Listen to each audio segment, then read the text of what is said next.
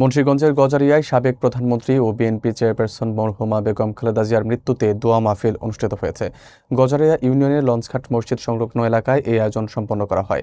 এতে বিএনপি ও অঙ্গ সংগঠনের বিপুল সংখ্যক নেতাকর্মী অংশ নেন। অনুষ্ঠানে মরহুম নেত্রীর আত্মার মাগফিরাত কামনা করা হয়।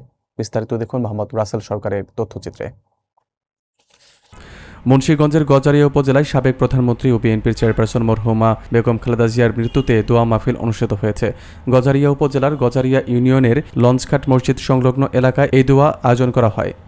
গজারিয়া ইউনিয়ন বিএনপি ও এর অঙ্গ ও সহযোগী সংগঠনের উদ্যোগে আয়োজিত কর্মসূচিতে স্থানীয় নেতাকর্মীদের পাশাপাশি জেলা ও উপজেলার নেতৃবৃন্দ উপস্থিত ছিলেন। অনুষ্ঠানে প্রধান অতিথি হিসেবে উপস্থিত ছিলেন মুন্সিগঞ্জ ৩ আসনের বিএনপির দলীয় প্রার্থী ও কেন্দ্রীয় বিএনপির সমাজকল্যাণ বিষয়ক সম্পাদক কামরুজ্জামান রতন।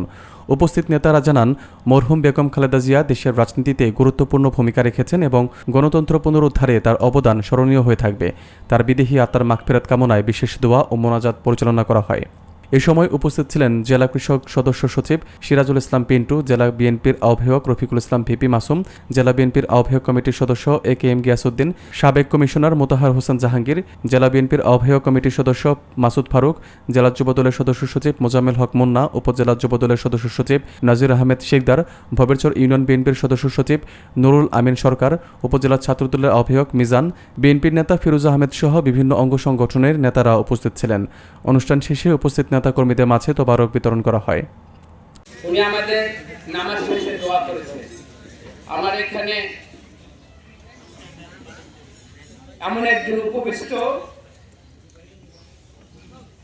বায়োজিৎ বেগম খালেদা জিয়াকে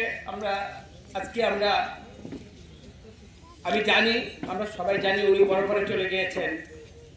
ম্যাডাম যখন এই চরবাজারের জেলে ছিলেন, প্রথম পুলিশের ব্যারিকেড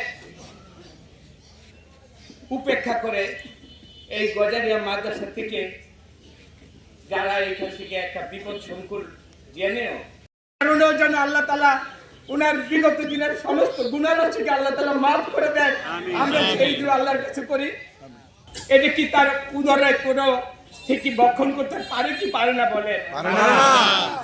আল্লাহ তুমি সাক্ষী, এই অপবাদ দিয়ে শেষ কারাগারে চিকিৎসার যাকে দেওয়া হয়নি, এখন তো অনেকভাবে আমরা জানতেছি। এখন দেখ আল্লাহ আমাদের সবাইকে একদিন নিয়ে যাবে।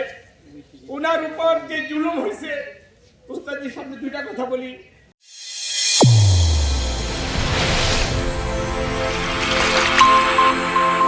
চ্যানেল A1 হৃদয় রেসপন্স।